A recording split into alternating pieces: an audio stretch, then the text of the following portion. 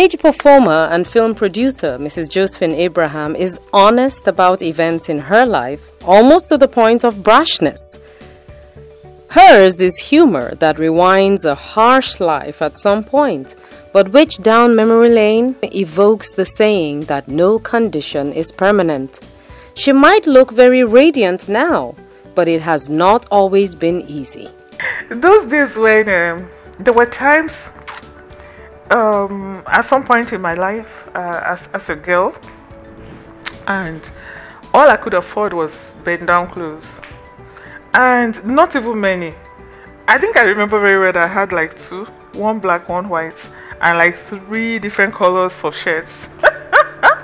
And so sometimes I would alternate the different color shirt for the whites, and maybe even wear the white skirt the very next day again, but with a different color shirt, so you don't notice. But I have this glow from the inside of me that covers up everything, so you don't even notice that I'm wearing bend down clothes. And I was so satisfied, to be honest. I was so satisfied with who I was, with the person inside of me. I know that I'm not those clothes. That I'm not them. The clothes are just meant to cover my physical nakedness in the passing phase of my life. Yeah, it was just going to be a passing phase, and I knew it. Mirth comes easily to Mrs. Abraham, as if her face can't do without laughter. She got really frank when she recalled the wonderful upbringing by her grandmother. Yes, I had the privilege of being brought up by a grandmother. She was so loving and so caring. The things I remember about her every day: she was bold, she was brave, she could never tell a lie, she was always herself, and she was very proud of being herself. She brought me up that way.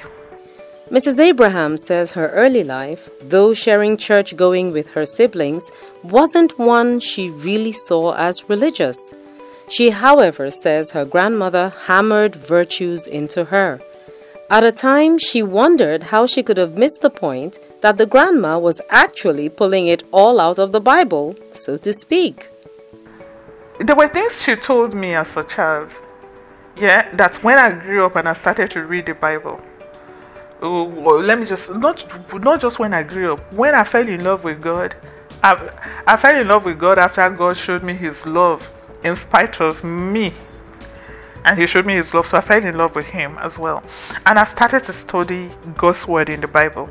I saw a lot of the things that she was saying to me in the Bible. Those wisdom nuggets in the book of Proverbs. I was shocked because I thought, whoa, she never used to read because she was not educated enough for her to read. So how did she know those things she was saying to me?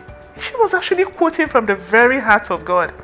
And that tells me that God planned my life from the beginning, and He put His word in the hearts of my grandmom and put them in her mouth to say to me in order to mold me from childhood into who I'm eventually going to become in life. She says she didn't know a lot about God, but anytime she tended towards misbehavior, she practically cringed when someone dropped the name of God. Growing up, at some point, even though I went to church all the time, but it's not really like I was very close to God. I just used to go to church as in I was born into a house where people went to church. Okay, so but I didn't know God for myself. Okay, but even though I didn't know God for myself, I knew that God was somewhere, and the only impression of God I had was someone who's very angry up there and just waiting for me to make a mistake so that He can hit me. That's just the kind of thing. So I was ever so scared about this God. Going close to Him was not something I really wanted to do because He looked like He was scary, but I was afraid to do the wrong things because I thought that God would hit me if I did the wrong things. Mrs. Abraham says that knowing God as a child is good, but that the real thing happens when later in life an actual encounter with Jesus Christ takes the relationship to an entirely different level. She says that at a point in her life, she experienced just that, when in a dream she saw people falling into a dreaded pit, which she herself was rescued from. Does she now find obeying the laws of God too difficult? Jesus Christ said something. He said that His yoke is easy and His burden is light. I found it to be so real because the moment that you're surrendered unto Him and you trust Him, right, and you let Him lead you, you let Him lead you by His word, you find it easy. It can sometimes it can be really tough, as in your flesh wants to do the wrong thing, but then of course you have God on the side and you don't want to miss him. Oh no, he means everything to you. You really don't want to miss him. So you know that honestly God has given me enough power. He's giving me enough support for me to be able to go through this, and I can't afford to compromise. I can't. There are things you just can't do, especially with this relationship with God where both of you interact all the time. It becomes like your nature. You almost take on this nature of godliness. Yeah, you take on this nature of God such that some things are so alien to you. It may be natural with everyone else, but to you it just stands out one kind. It's just like, no. There's this no that comes from inside of you, the exact way that God will react to it. Yeah, because you have him inside you. Yeah. Her faith was tested somewhere down the line.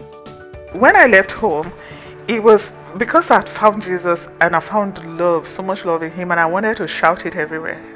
I wanted to talk about my experience. Oh my God, he took me from the pits. He saved me, and I wanted to tell everyone else that he can save you too. And the only way I knew how to do that was in a song. So I was looking for a recording company who could take me on. I carried my demo tapes everywhere around Lagos. I went from one recording company to the other. Everywhere I went, they said, "Oh, lovely voice. Lovely, this voice can go somewhere, you know. We can work with this voice, but you have to remove the Jesus elements, because here we're not doing Jesus. It's just, we're not talking about Jesus here. So if you could just remove Jesus, we will sign you on right away." But then I don't have a song. Without him, I don't have a song. If I don't have a life without him, so how am I going to do without him? So what am I going to be talking about if I can't talk about him and his love and his mercy? If I can't talk about it, then what am I singing? I don't have a song. I don't have a life. So it wasn't possible. That went on for a very long time. I couldn't find a recording company until eventually I came in contact with a company that does inspirational music, and they were very happy with what I got. And then I was recorded for the first time. Her second experience of temptation happened when a man wanted her to move over to his place as she looked for where to lay her head sometime in her life. Instead of doing that, she moved into a humble one room, which was a far cry from anything comfortable. But she preferred that to living in sin with a man in a lush apartment. She has a recommendation for those who are in need of spiritual help. I have passed through some of those things, so it's easy for me to speak to someone who may find herself in that kind of dilemma. Here was I just moved into Lagos looking for a job and sleeping in somebody's parlor on a two-seater chair that my legs would even be hanging out, somehow, and I always had to wait until everyone had gone to bed before I could sleep, because it's for their sitting room. And if they had visitors to 12 midnight, I'm just going to hang outside until they finish. But they were nice, So now, at some point I had two options. One option was to move in with a very rich Christian brother who had offered me a place, and then I wouldn't really suffer in his house, in a very huge duplex where he lived. There's something about falling into sin and getting up and moving on is different from living inside sin. I knew I was going to be living in sin inside of that house, and I would lose my peace. I would lose my peace with God. I would lose focus. I knew that without God I won't be able to achieve anything in life. So if I do it this way and I have temporary comfort, what becomes of me? I didn't want to miss God. So the only other option I had was someone offering me a room where I was going to sleep on the bare floor, because there was nothing inside of that room. The windows didn't have any net in it, and it looked really horrible, but I had my peace.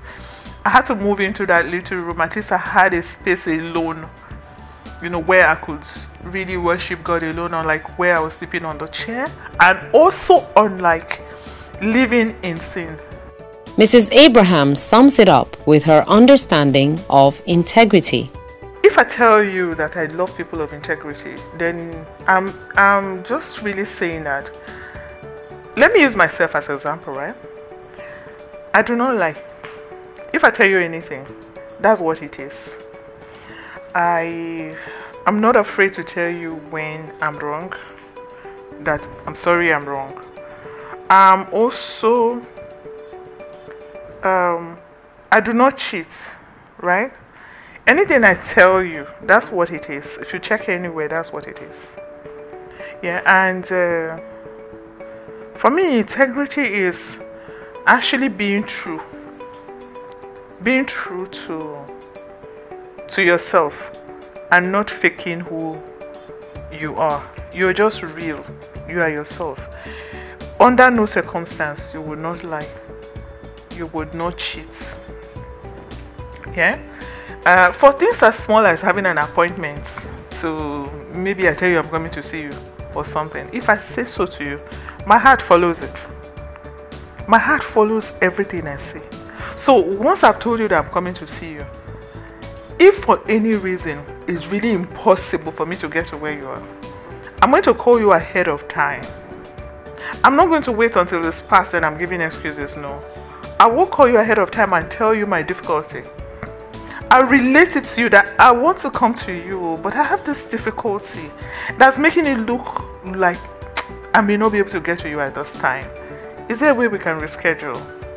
You know, so but the moment you tell me you're coming and you don't come, you tell me you do something and you don't do it, I give you money to do something for me and you're telling stories, you know, you're telling stories and all of that. I just think you're somebody who does not have integrity. And it's really hard for me as a person to relate with you if you don't have these attributes. You know, it's going to be very hard for you to convince me that you're somebody of integrity when you do not even believe your own words. You don't take yourself serious, so I should take you serious? You tell me you do something and you don't do it, and then you always tell stories, you always have explanations as to, and then you tell me you're going to come to an event and you don't come. We have a time frame, we say we're meeting at 4 o'clock. At 4 o'clock you're not there, and there's no information from you. And then later on you start to tell stories about why you could not, unless if it's something that happens once in a while and it's just you just could not communicate. But for me, integrity means if you say, let your yes be yes and let your no be no. If you say anything, mean it. And if for any reason you still can't do it, you're not ashamed or afraid to say, oh no, I was unable to do it. Like we had an appointment today, right? We were supposed to meet for 11:30. At some point, I'm calling Shola and I'm saying to Shola, please, it's almost 11:30 and I expect that you'll be here, but I'm just entering the bathroom. I'm reporting myself. I'm just entering the bathroom. In case you come and you call my phone and I'm not answering, no, it's because I'm in the bathroom. Just give me a few minutes and I'll be out and call you in. If you don't treat me that way, I think you're somebody who does not have integrity. If you promise anything to me and you say by this time and this time tomorrow, expect me to do this for you. If you're unable to do it, don't start escaping my calls. Don't do that. Let me know that I'm sorry, I wanted to do this, but for this reason and for that reason I'm unable to. You know, so I'm sorry about this. I'll make it up to you. Whether you apologize or not, it really doesn't matter. But for you to keep me expectant, and then you've gone away, not even caring about how, you know, the expectations I have of you would impact me, I don't think you're somebody of integrity. Some persons who know Mrs. Abraham have their comments about this woman of faith. One thing I would always say for free about Madam Josephine Anumbo is that you can never go wrong with her words of advice. She is spirit-filled and she has the capacity to be a shoulder for you to lean on at any given time. I love her so much, and most of the times I have the opportunity to discuss with her even outside of the NNPC. For me, it's a refreshing time because I kind of draw strength from her, especially with the fact that I have some similitude with family life with her. She's a mother of 2 boys. I also have boys as well, and somehow I draw inspiration from her, from how she has been able to manage to raise godly children as well. We want thing to serve the people. we decided to give her the opportunity to be of service to humanity, especially the youth, because we wanted to empower the youth, train them in various skills, and empower them thereafter. So we left the entire process for her, especially the training,